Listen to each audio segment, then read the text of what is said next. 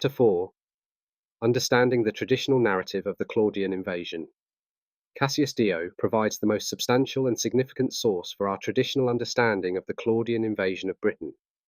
Substantial only because it is considerably longer than any other source, and significant simply because it enjoys the indoctrinated loyalty of the traditionalist. Nevertheless, a modest critical assessment quickly reveals that Dio's rendition is a cynical hodgepodge of renowned works. This in itself is unremarkable. After all, an assumed 3rd century Greek historian would justifiably embrace all obtainable information. However, the fundamental problem with Dio and his pastiche is their authenticity.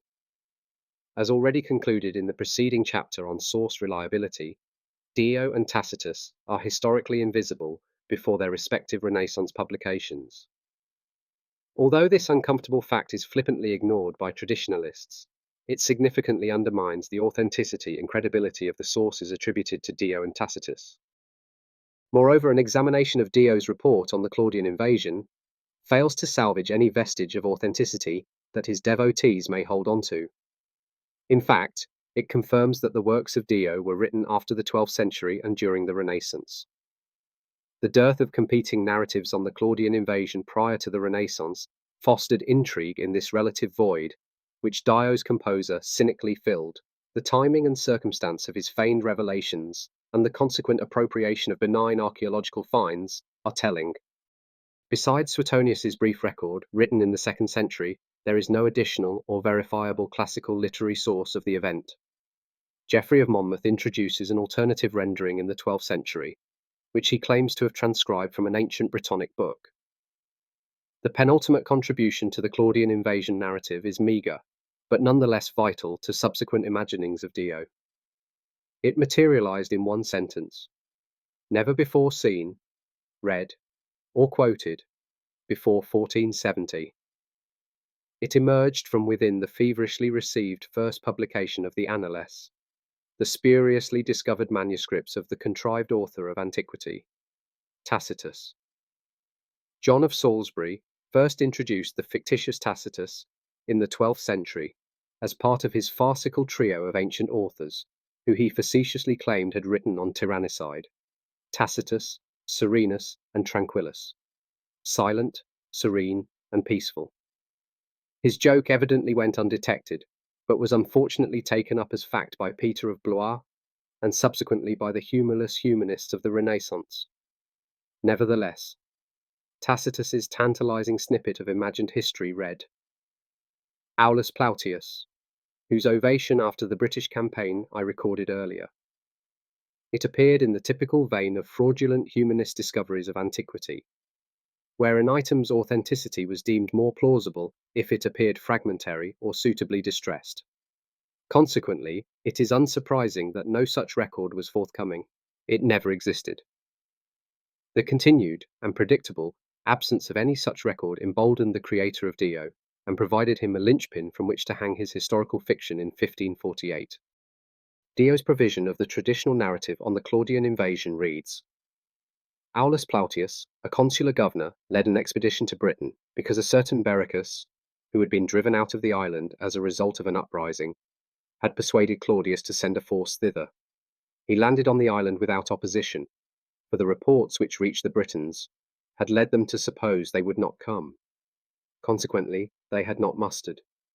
Even at this stage they declined to meet them in the field, but took refuge in the swamps and forests, hoping in this way so to wear them down that they would sail away with nothing achieved, precisely as had happened in the case of Caesar. So Plautius had trouble finding them, but when at last he did, he first defeated Caractacus and then Togodumnus, the sons of Cunobelinus, who was now dead. The Britons were not free and independent, but were ruled by various kings. The Britons fell back on the river Thames, at a point near where it enters the sea and at high tide forms a pool. The Germans swam across and killed many of their number. But in pursuing the remainder incautiously, some of the troops got into difficulties and were lost. Shortly afterwards, Togodumnus perished, but the Britons united firmly to avenge their king, and Plautius was afraid to advance further, and sent for Claudius. He had been instructed to do this, and indeed considerable equipment, including elephants, had been assembled as reinforcements.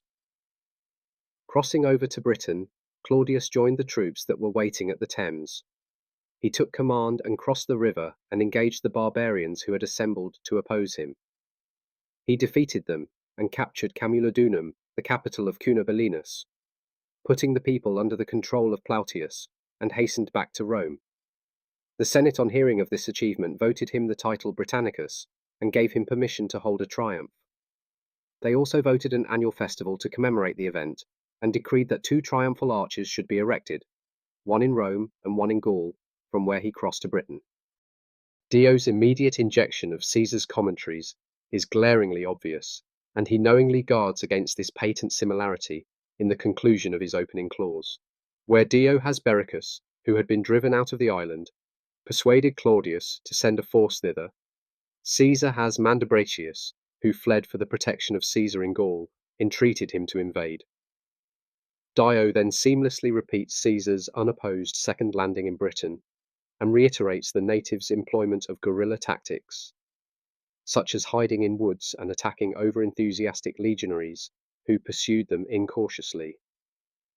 He continues to plagiarize the commentary's report of Caesar's legions successfully negotiating the Thames with nothing but their heads above the water.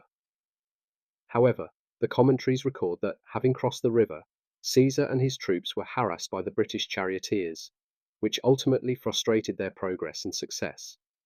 Dio matches Caesar's crossing of the Thames, but betters it with a calculated wounding of the horses which drew the British chariots. By removing this nemesis, Dio set the scene for Claudius to succeed where Caesar had failed. Once Dio had exhausted the commentary's provisions on Britain, he looked to Suetonius. The latter's brevity has already proven rewardingly insightful and cogent when applied to the pre-Renaissance history of Britain. His authenticity is also reassuringly provided by a plethora of manuscripts which predate the Renaissance, an accolade which cannot be applied to Dio or Tacitus. Suetonius relates that Claudius made but one campaign, and that of little importance. When the Senate voted him the triumphal regalia, thinking the honour beneath the imperial dignity, and desiring the glory of a legitimate triumph, he chose Britain as the best place for gaining it, a land that had been attempted by no one since the deified Julius, and was just at that time in a state of rebellion because of the refusal to return certain deserters. On the voyage thither from Ostia, he was nearly cast away twice in furious northwesters, off Liguria and near the Stocades Islands.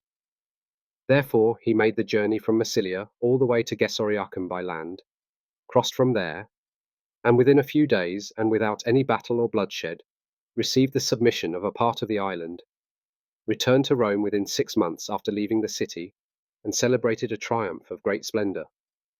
To witness the sight, he allowed not only the governors of the provinces to come to Rome, but even some of the exiles. And among the tokens of his victory, he set a naval crown on the gable of the palace beside the civic crown, as a sign that he had crossed and, as it were, subdued the ocean.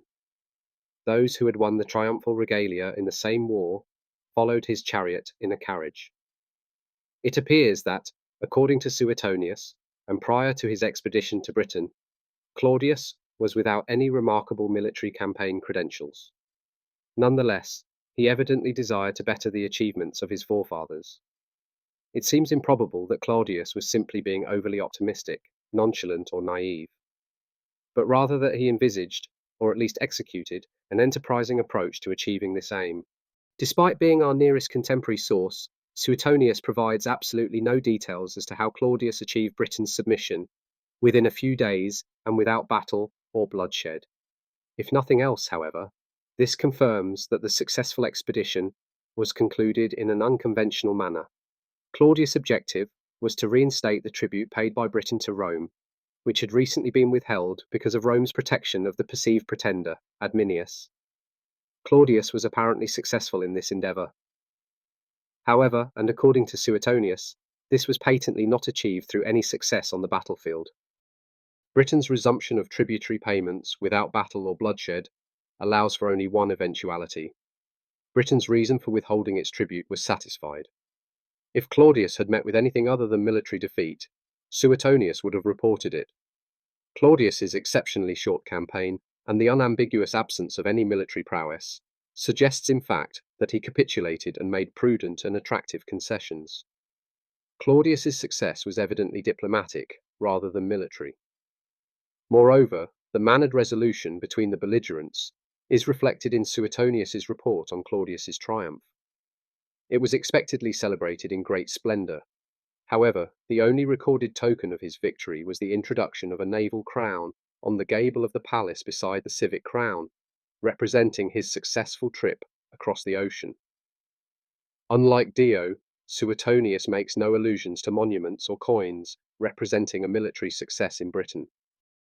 Dio appears unconcerned with his paradoxical report and continues to cynically intertwine unconnected events and individuals from Suetonius.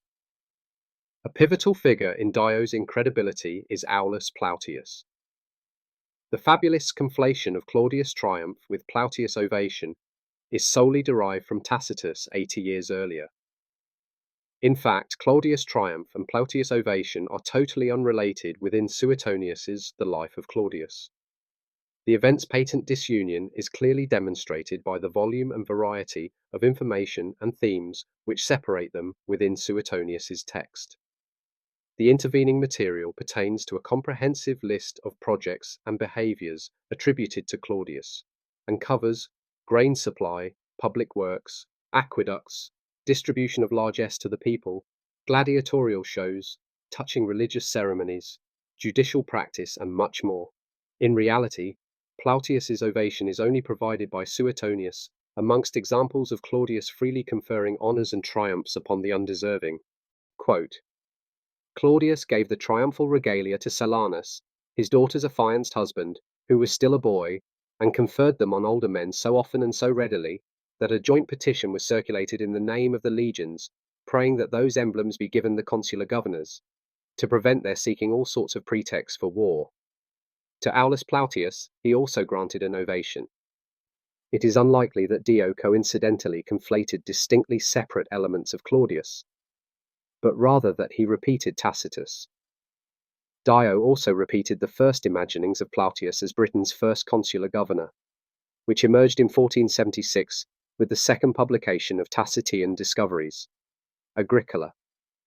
However, it is unfounded and appears only as another cynical humanist expropriation from Suetonius. Vespasian was sent in command of a legion to Germany. From there he was transferred to Britain, where he fought 30 battles with the enemy. He reduced to subjection 2 powerful nations, more than 20 towns, and Vectis, near Britain, partly under the leadership of Aulus Plautius, the consular governor, and partly under that of Claudius himself. For this he received the triumphal regalia. What is immediately apparent is that these 30 battles with the enemy cannot refer to the Claudian invasion, Suetonius having already clearly stated that Claudius achieved Britain's submission without battle or bloodshed. These particular battles must therefore refer to Vespasian's time in Germany, under the leadership of Aulus Plautius, the consular governor. Apparently, confused anachronistic punctuation, wearied transcription of the ancient text, and poor correlation of the available evidence has confused the details of Vespasian's military achievements and imagined Aulus Plautius in Britain as consular governor. Confirmation and clarity of this eventuality is found in Claudius and Vespasian respectively. They conclude that Vespasian was amongst the participants who won triumphal regalia in the reportedly uneventful British expedition. Dio's introduction of Togodumnus and Caraticus further undermines his authenticity as a 3rd century source. Despite there being absolutely no archaeological or credible literary record of these names, traditionalists like to claim that Togodumnus may be Cogidubnus, a spurious character imagined by Tacitus in the 15th century. Even if the unequivocal evidence that both Dio and Tacitus are Renaissance fabulists is ignored, any conflation of Togodumnus and Cogidubnus is still fundamentally flawed. Dio's character, Togodumnus, apparently died in 43 AD, while Tacitus's Cogidubnus is reported to be alive and well during the spurious author's composition of Agricola. Grown-up classicists and archaeologists have even assumed and presented evidence to confirm a Tiberius Claudius Cogidubnus. However, absolutely no evidence has been forthcoming regarding a Togodumnus whatsoever. According to Dio, Caraticus and Togodumnus were the sons of Cunobelinus, who was now dead. Besides this singular reference to Caraticus, Dio does not mention the royal sibling again. This appears slightly odd, considering that Caraticus's only brother, King Togodumnus, had reportedly died during the opening battle of the Claudian campaign, making Caraticus king. However, Dio's fleeting insertion of Caraticus and Togodumnus was only ever intended to authenticate his work through an association with Tacitian literature. The latter's body of work had gained a considerable popularity since its conception and publication towards the end of the 15th century, and does include a Caraticus. However, Dio only replicates the name and does not share the essential features of his Tacitian forerunner. Tacitus has Caraticus actively resisting the Romans up until 51 AD, when he is betrayed to the Romans following the capture of his family and the surrender of his brothers. The blatant contradiction between Dio and Tacitus over these two pivotal characters is remarkable. Unlike Dio, Tacitus makes no association, paternally or otherwise, between the two. Moreover, Dio's Caraticus is one of only two royal siblings whose brother, Togodumnus, dies during the Claudian invasion, whereas Tacitus's Caractacus has several brothers, all of whom are captured and paraded with him in Rome almost a decade after the Claudian invasion. Aside from the commonality of their names, the characters' respective stories are wholly different in Dio and Tacitus. This alone only shows that Dio's composer extracted plausible names from a contemporary source, and is an unconvincing argument for the traditionalist who remains loyal to Tacitus' own authenticity. However, it is the plagiarism which underlies Dio's Togodumnus and Caraticus story which ruins its professed 3rd century conception.